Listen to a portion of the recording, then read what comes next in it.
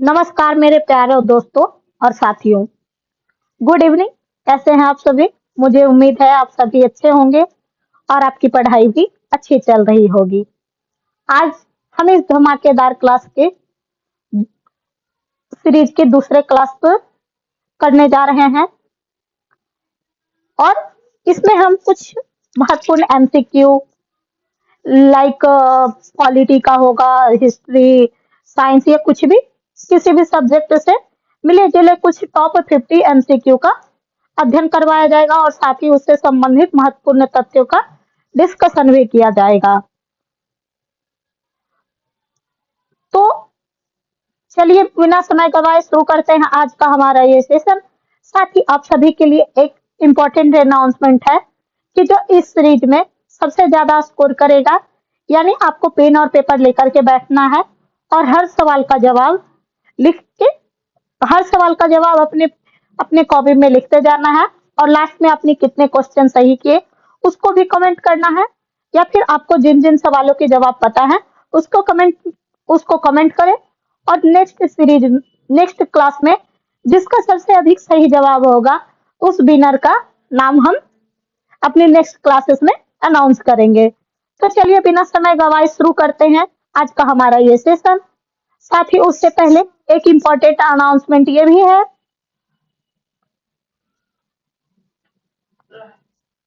एक important information ये है कि हमारी एनसीईआरटी का सीरीज अभी रनिंग में चल रहा है, जिसमें हम क्लास 6 टू क्लास 6 को कंप्लीट करवा दिया है और साथ ही क्लास 7 में हमने चैप्टर 1, 2, 3, 4, 5, 6 तक का कंप्लीट करवा दिया है।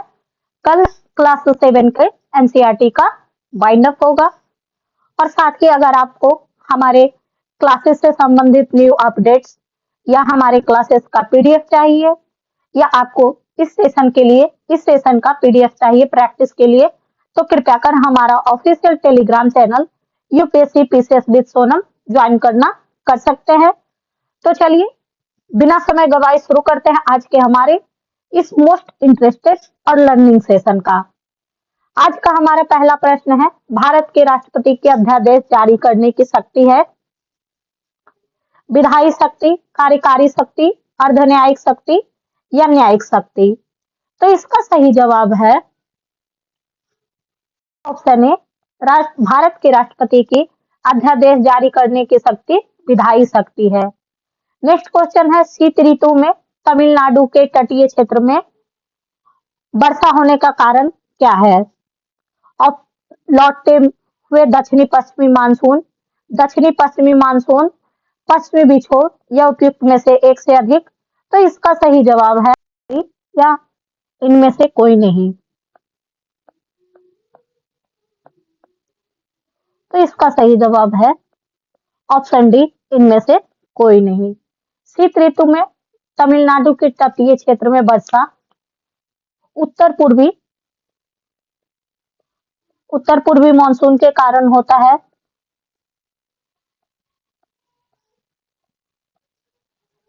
और तमिलनाडु पश्चिमी घाट के पर्वतीय विस्तृत क्षेत्र में पड़ता है, अतः यहाँ दक्षिणी पश्चिमी मानसून द्वारा बहुत ही कम वर्षा होती है और शीत ऋतु को मानसून प्रवर्तन का भी काल कहा जाता है और इस ऋतु में बंगाल की खाड़ी और अरब सागर में उष्णकटिबंधीय चक्रवात की उत्पत्ति होती है। नेक्स्ट क्वेश्चन है, सरकार की संसदीय व्यवस्था के विषय में निम्नलिखित में से कौन सा वक्तव्य सही है? विधायिका न्यायपालिका के प्रति जवाबदेह है, विधायिका कार्यपालिका के प्रति जवाबदेह है, विधायिका एवं कार्यपालिका दोनों स्वतंत्र है या राष्ट्रपति न्यायपालिका के प्रति जवाबदेह है? क्वेश्चन में कुछ एरर है तो इस क्वेश्चन को स्किप किया जाता है।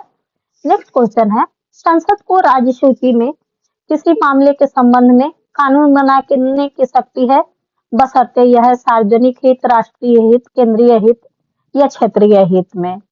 तो इसका सही जवाब है ऑप्शन बी, राष्ट्रीय हित में संसद को राज्य सूची के विषय में कानून बनाने की शक्ति है और यह आर्टिकल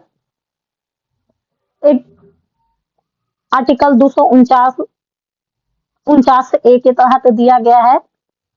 जब राज्यसभा ने इस आशय का संकल्प 2/3 बहुमत से पारित किया हो कि राष्ट्र हित में ऐसा आवश्यक है, तब संसद राज्य सूची के विषय पर कानून बना सकेगी और यह कानून अधिकतम 1 वर्षों तक लागू होगा, प्रभावी होगा।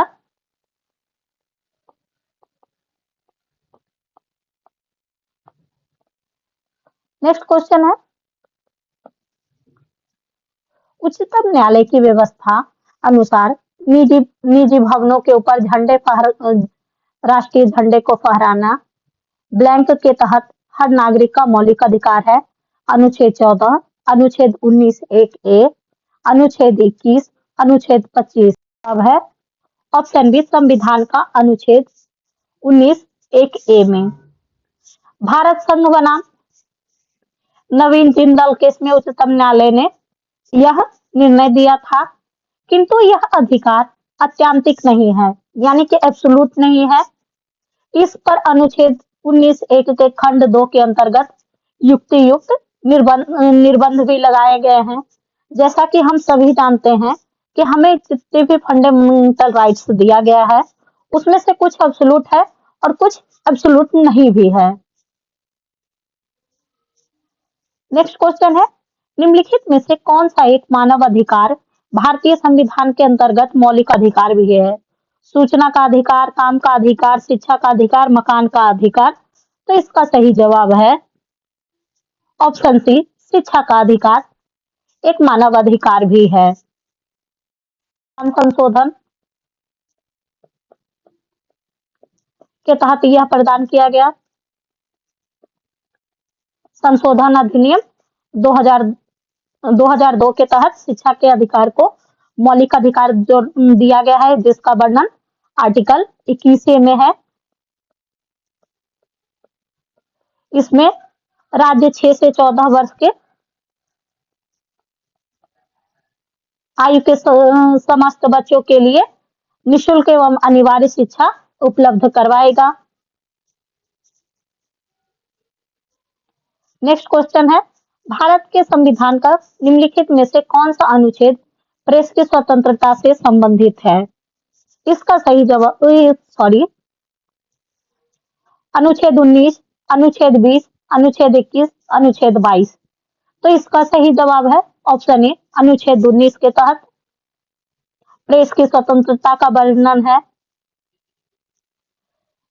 प्रेस की स्वतंत्रता का उल्लेख अलग से नहीं किया गया है, बल्कि इसे वाक और अभिव्यक्ति की स्वतंत्रता के अंतर्गत प्रेस की स्वतंत्रता भी समाहित है। और अनुच्छेद 21 का संबंध जीवन एवं व्यक्तिगत स्वतंत्रता के संरक्षण और 22 का संबंध गिरफ्तारी एवं निरोध से संरक्षण है।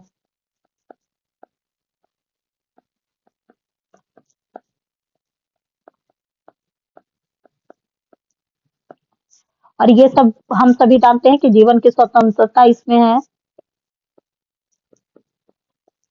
नेक्स्ट क्वेश्चन है, भारत के संविधान का कौन सा अनुच्छेद देवनागरी लिपि में हिंदी को संघ के सरकारी भाषा के रूप में मान्यता देता है? 341, 342, 343, 346। इसका सही जवाब है ऑप्शन सी, 343। भारत का संविधान अनुच्छेद 343 ए में या 1 में भारत संघ की राजभाषा हिंदी एवं लिपि देवनागरी है तथा संघ के राजकीय प्रयोजन के लिए प्रयुक्त अंकों का रूप भारतीय अंकों का अंतरराष्ट्रीय रूप होगा। नेक्स्ट क्वेश्चन है, संघनन क्या है? यहाँ से कुछ हमने साइंस का भी क्वेश्चन लिया है। गैस का ठोस में परिवर्तन, ठोस का द्रव में परिवर्तन, वाष्प का द्रव में परिवर्तन या ऊष्मीय ऊर्जा का ठंडी ऊर्जा में परिवर्तन। तो इसका सही जवाब है ऑप्शन सी, वाष्प का द्रव में परिवर्तन। वाष्प का द्रव में परिवर्तन संघनन कहलाता है। वहीं गैस के ठोस में परिवर्तन होने की घटना को निक्षेपण कहते हैं और ठोस का द्रव में परिवर्तन होने की घटना को मेल्टिंग कहते हैं। ब्लीचिंग पाउडर का रासायनिक नाम क्या है? Calcium oxychloride, calcium monosulphate, calcium tetrachloride, sodium chloride. इसका सही जवाब है ऑप्शन ए कैल्शियम ऑक्सोक्लोराइड। इसका रासायनिक सूत्र है CaOCl2 और यह ब्लीचिंग पाउडर एक अकार्बनिक रसायन है।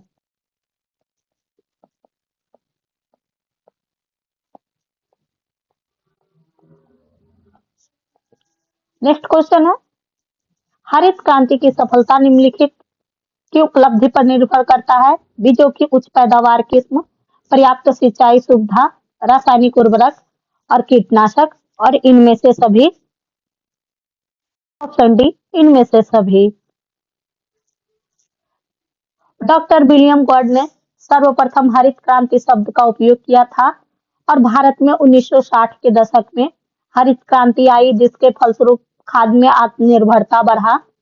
और भारत में हरित क्रांति के योगदान डॉक्टर MS स्वामीनाथन है। नेक्स्ट क्वेश्चन है, सुर्खियां बटोरने वाली लिस्बन घोषणा किस इकाई के संरक्षण से संबंधित है? वायु, पर्वत, महासागर, मीठे पानी का ग्लेशियर। महासागर से। लिस्बन घोषणा महासागर के संरक्षण से संबंधित है और संयुक्त राष्ट्र महासागर सम्मेलन 2022 में लिस्बन घोषणा की सर्वसम्मति से अपनाने की सहमति हुए सभी लोग। नेक्स्ट है, इंग्लैंड में स्थित पिनाइन नामक पर्वत श्रेणी के विस्तार की दिशा है उत्तर पूर्व से दक्षिण पश्चिम, उत्तर पश्चिम से दक्षिण पूर्व, उत्तर से दक्षिण या पूर्व से पश्चिम। तो इसका सही जवाब है ऑप्शन सी उत्तर से दक्षिण।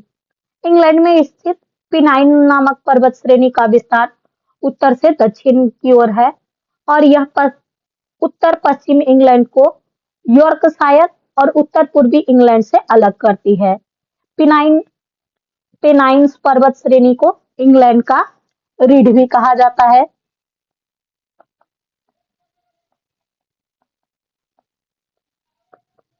नेक्स्ट क्वेश्चन है, निम्नलिखित में से कौन सा एक क्षेत्र भूमध्यसागरीय प्रकार का जलवायु नहीं है? मध्य कैलिफोर्निया, उत्तर न्यूजीलैंड, मध्य चिली या अफ्रीका का दक्षिणी छोर। तो इसमें से सही जवाब है इसका ऑप्शन डी अफ्रीका का दक्षिणी छोर। भूमध्य सॉरी इसका सही जवाब है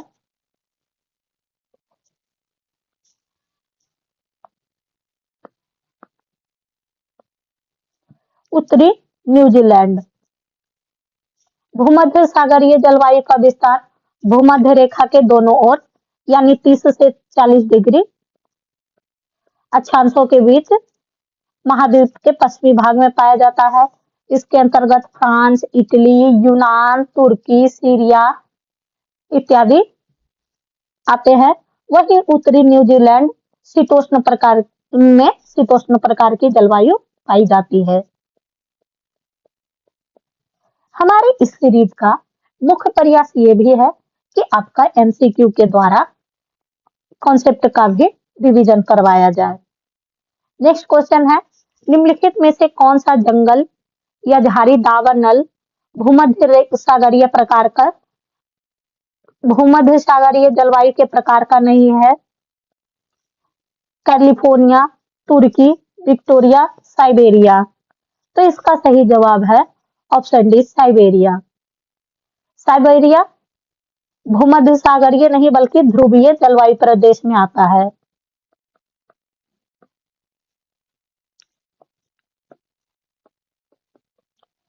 वहीं भूमध्य सागरीय जलवायु प्रदेश में कौन आता है, इसका हमने ऊपर की स्लाइड में देख ही लिया है। नेक्स्ट क्वेश्चन है, कुल जनसंख्या का कुल क्षेत्रफल के अनुपात को क्या कहते हैं? लिंगानुपात, साक्षरता दर, जनसंख्या घनत्व या उपयुक्त में से एक से अधिक। तो इसका सही जवाब है ऑप्शन सी जनसंख्या घनत्व। कुल जनसंख्या और कुल क्षेत्रफल के अनुपात को जनसंख्या घनत्व कहते हैं और जनसंख्या घनत्व को प्रति वर्ग किलोमीटर के आधार पर व्यक्त किया जाता है। नेक्स्ट क्वेश्चन है, इसके बाद कुछ हिस्ट्री का क्वेश्चन है। दरिया दौलत महल निम्नलिखित में से किस राज्य में स्थित है? कर्नाटक, दिल्ली, महाराष्ट्र, तमिलनाडु। तो इसका सही जवाब है निम्नलिखित में से किस राज्य में स्थित है? कर्नाटक, दिल्ली, महाराष्ट्र, तमिलनाडु। तो इसका सही जवाब है ऑप्शन ए कर्नाटक में। इस महल को टीपू सुल्तान का ग्रीष्म महल भी कहा जाता था। ग्रीष्मकालीन महल था। सॉरी।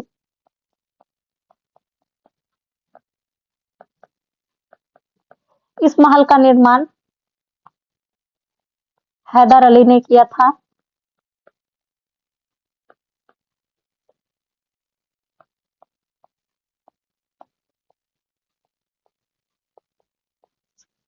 नेक्स्ट है मंगल पांडे, जिस जिसने 1857 के विद्रोह की शुरुआत की, किस नेटिव इन्फेंट्री से संबंधित थे? 34वीं नेटिव इन्फेंट्री, 19वीं नेटिव इन्फेंट्री, 22वीं नेटिव इन्फेंट्री, 38वीं नेटिव इन्फेंट्री। तो इसका सही जवाब है ऑप्शन ए 34वीं native infantry. Mangal Pandey British India East India company में इसके एक सिपाही थे और उन्होंने उनकी कार्रवाई ने विद्रोह के चिनगारी का काम किया और यह घटना 29 मार्च 1857 को बैरकपुर में हुई थी। और व्यापक विद्रोह का शुरुआत 10 मई 1857 से हुआ था और वहीं 8 अप्रैल को 1857 को मंगल पांडे को फांसी दे दी गई थी।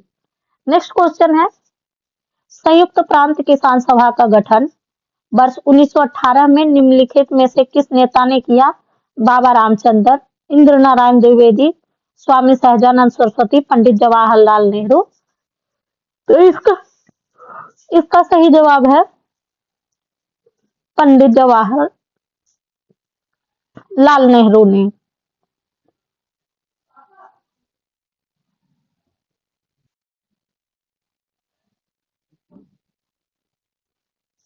सॉरी, इस क्वेश्चन में कुछ एरर आ रहा है, मैं इसको बाद में देख लूंगी। नेक्स्ट क्वेश्चन है, निम्नलिखित में से अखिल भारतीय ट्रेड यूनियन कांग्रेस की अध्यक्षता सॉरी संयुक्त प्रांत किसान सभा का गठन वर्ष 1918 में निम्नलिखित में से किस नेता ने किया? तो इसका सही जवाब है इंद्र नारायण द्विवेदी ने किया था फरवरी 1918 में। इसमें इंद्र नारायण द्विवेदी, गौरी शंकर मिश्र और मदन मोहन मालवीय के प्रयासों से संयुक्त प्रांत किसान सभा, जिसे वर्तमान में यूपी किसान सभा के नाम से भी जाना जाता है, की स्थापना हुई और अवध होम रूल लीग के कार्यकर्ता काफी सक्रिय थे और उन्होंने किसानों को संगठित करना शुरू किया और संगठन को किसान सभा नाम दिया। नेक्स्ट क्वेश्चन है, निम्नलिखित में से अखिल भारतीय ट्रेड यूनियन कांग्रेस की अध्यक्षता वर्ष 1929 में किसने की थी? जवाहरलाल नेहरू, एस.ए. डांगे, बी.बी. गिरी, एम.एन. रॉय। तो इसका सही जवाब है जवाहरलाल नेहरू ने। अखिल भारतीय ट्रेड यूनियन कांग्रेस की अध्यक्षता जवाहरलाल नेहरू ने नागपुर सेशन में किया था। नागपुर अधिवेशन में सुधारवादियों और साम्यवादियों में मतभेद हुआ और जिसके कारण all India trade union Congress का विभाजन हुआ और नेहरू रिपोर्ट की आलोचना हुई। नेक्स्ट क्वेश्चन है, इस मामले में हम मुसलमानों को हिंदुओं से भिड़ा नहीं पाए, एचिसन के इस कथन का संबंध निम्नलिखित में से किस घटना से है? अगस्त 1942 की अगस्त क्रांति, चंपारण सत्याग्रह, 1857 का विद्रोह, खिलाफत और असहयोग आंदोलन 1919 से 1922। तो इसका सही जवाब है ऑप्शन डी, खिलाफत आंदोलन 1919 से 1922। एचिसन की यह टिप्पणी खिलाफत आंदोलन के लिए था और तुर्की के प्रश्न पर ब्रिटेन के प्रति आक्रोश में हिंदू और मुस्लिम दोनों को समीप ला दिया था और मोहम्मद अली ने घोष किया था कि वह मुस्लिम पहले हैं और बाद में भारतीय हैं।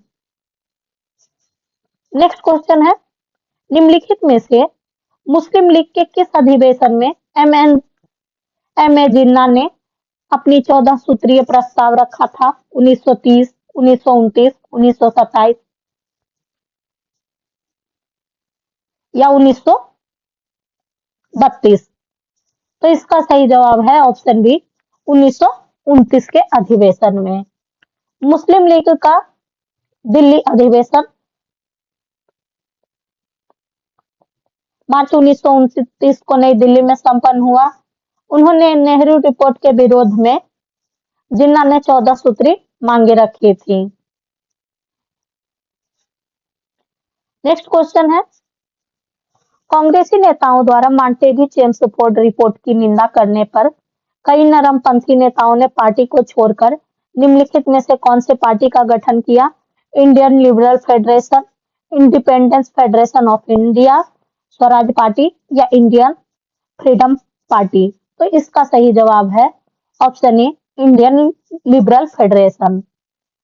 मांटेग्यू घोषणा के संबंध में कांग्रेस से में उत्पन्न मतभेद के फलस्वरूप कांग्रेस में पुनः विघटन हो गया था इसका, और सूरत विभाजन के समय उदारवादियों ने उग्रवादियों को कांग्रेस से निष्कासित कर दिया था। इस पर उदारवादियों ने कांग्रेस छोड़ दिया था और सुरेंद्र नाथ बनर्जी के नेतृत्व में कांग्रेस के उदारवादी और नरमपंथी नेताओं ने मांटेग्यू चेम्सफोर्ड सुधार का स्वागत किया तथा कांग्रेस से अलग होकर इंडियन लिबरल फेडरेशन का गठन किया।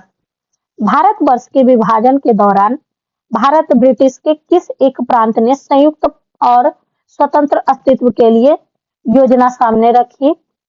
बिहार, बंगाल, असम, पंजाब? तो इसका सही जवाब है ऑप्शन डी, पंजाब ने। नेक्स्ट क्वेश्चन है, निम्नलिखित में से किसने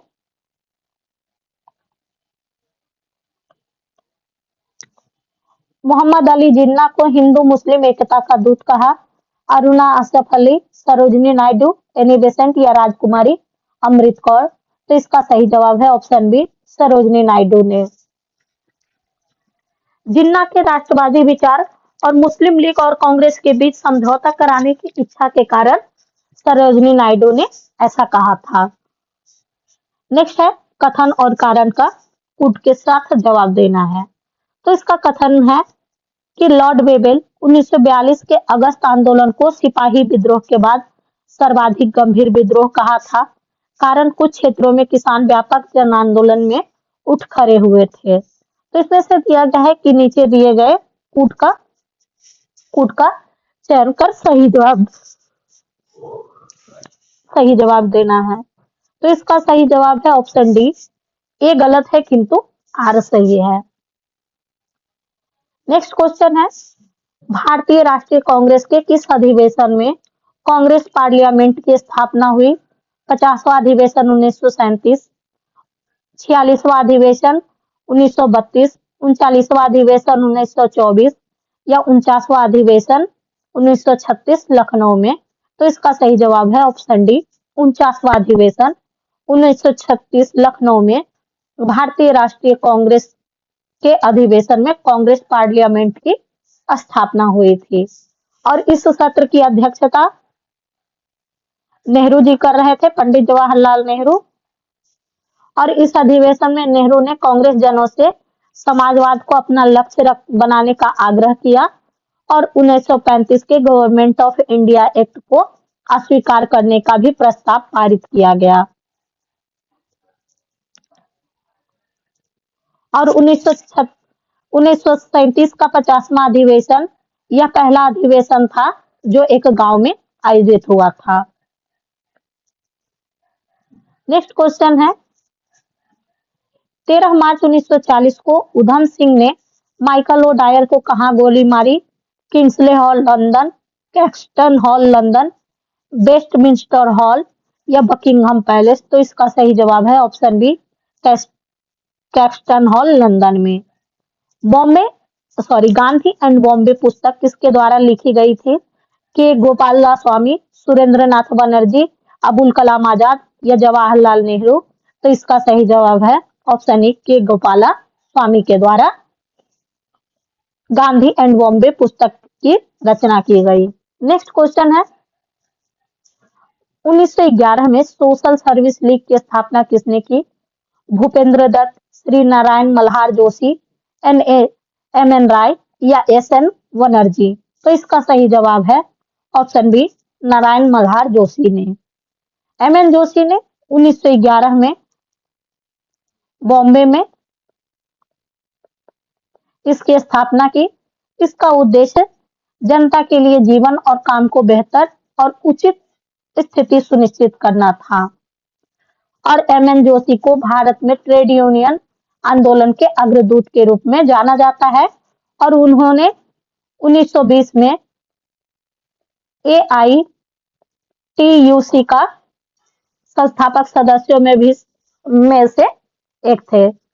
नेक्स्ट क्वेश्चन है वर्ष 1926 में 41वें राष्ट्रीय कांग्रेस अधिवेशन के दौरान निम्नलिखित में से किस प्रमुख कार्य को बल मिला था? संविधान की मांग, स्वराज की मांग, सदस्यों हेतु खादी वस्त्र अनिवार्य या उपयुक्त में से एक से अधिक? तो इसका सही जवाब है ऑप्शन सी।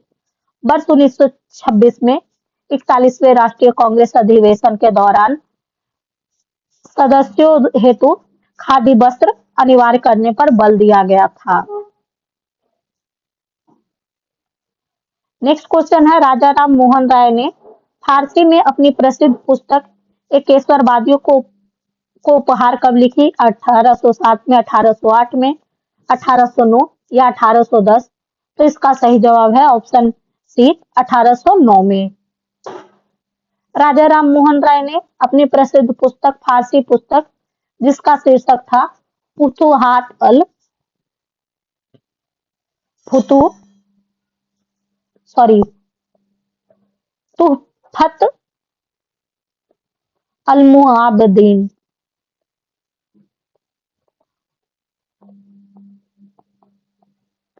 जिसे एकेश्वरवाद का उपहार भी कहा जाता है। इस पुस्तक में उन्होंने तर्कसंगत धार्मिक विचारों की वकालत की और बहुदेववादी प्रथा की आलोचना की। नेक्स्ट है सन 1875 में सर सैयद अहमद खान द्वारा स्थापित मोहम्मडन एंग्लो ओरिएंटल कॉलेज के प्रथम प्रिंसिपल कौन थे? John Frank, Harry Thurk, Theodore Bank या आर्चर बैंकर? तो इसका सही जवाब है ऑप्शन सी थियोडर बैंक। शहीद दिवस कब और किसके द्वारा मनाया गया? 22 सितंबर 1994 सुभाष चंद्र बोस, 24 दिसंबर 1946 सुभाष चंद्र बोस, 8 अक्टूबर 1944 रास बिहारी बोस, 6 अगस्त 1946 रास बिहारी बोस? तो इसका सही जवाब है 22 सितंबर 1944 को शहीद दिवस मनाते हैं। और सुभाष चंद्र बोस ने तुम मुझे खून दो मैं तुम्हें आजादी दूंगा का नारा दिया था। नेक्स्ट क्वेश्चन है सूची 1 का सूची 2 के साथ मिलान करना है। तो अखिल भारतीय किसान सभा की स्थापना वर्ष है 1936। अवध किसान सभा का स्थापना वर्ष है 1920। तो चलिए हम ऑप्शन पे पहले जाने की कोशिश करते हैं। एकथरी, तो इसमें से सिर्फ बी ऑप्शन में ही एकथरी है। नेक्स्ट क्वेश्चन है भारत में प्रथम मुद्रित पुस्तक कब और कहां प्रकाशित हुई? 1557 गोवा में, 1550 गोवा, 1578 केरल या 1576 केरल? तो इसका सही जवाब है ऑप्शन ए 1557 गोवा में। नेक्स्ट क्वेश्चन है मित्र मेला नामक गुप्त संस्था की स्थापना किसने की? सावरकर बंधु, भगत सिंह, चापेकर बंधु या सुभाष चंद्र बोस ने? तो इसका सही जवाब है ऑप्शन ए सावरकर बंधु ने। मित्र मेला नामक गुप्त संगठन की स्थापना 1899 में बी.डी. सावरकर और उनके भाई गणेश दामोदर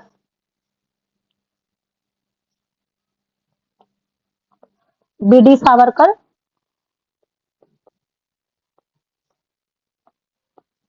और गणेश दामोदर सावरकर ने की थी। और इस संगठन का नाम 1904 में बदलकर अभिनव भारत सोसाइटी कर दिया गया।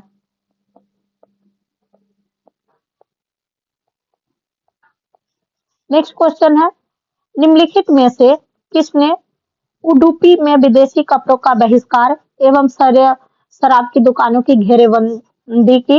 अम्माबाई, कमला देवी चट्टोपाध्याय, रानी चेन्नम्मा या अल्लूर वेंकट राय?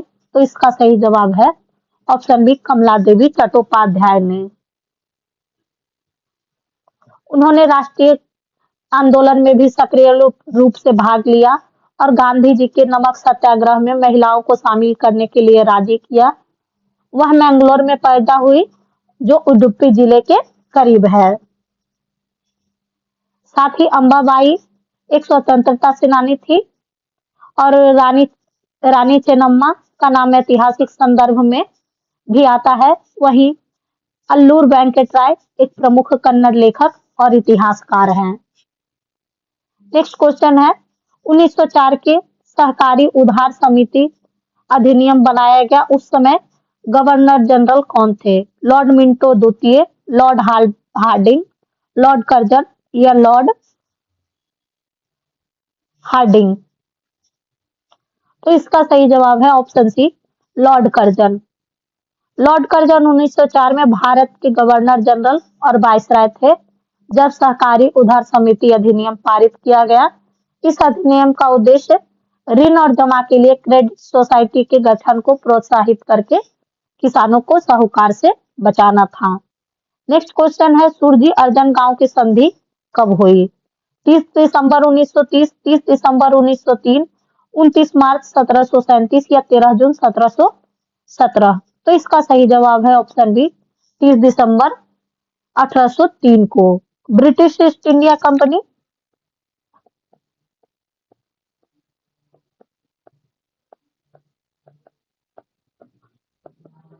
और मराठा के बीच में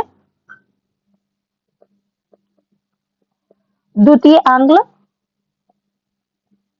मराठा युद्ध के दौरान हुआ था। 1803 से 1805 के दौरान द्वितीय आंग्ल मराठा युद्ध हुआ था। तो आज का हमारा ये आखिरी क्वेश्चन सुरजी अर्जन गांव की संधि का था। मुझे उम्मीद है आपको हमारा ये प्रयास और ये सेशन पसंद आया होगा। आप सभी ने किसने कितना स्कोर किया, कृपया कर कमेंट बॉक्स में कमेंट जरूर करें। Thank you for watching. पढ़ते रहे, आगे बढ़ते रहे और लेटेस्ट अपडेट के लिए हमारे टेलीग्राम चैनल को ज्वाइन कर ले। और साथ ही अगर आप हमारे चैनल पर नए हैं तो कृपया कर चैनल को सब्सक्राइब करें और बेल आइकन दबाना ना भूलें।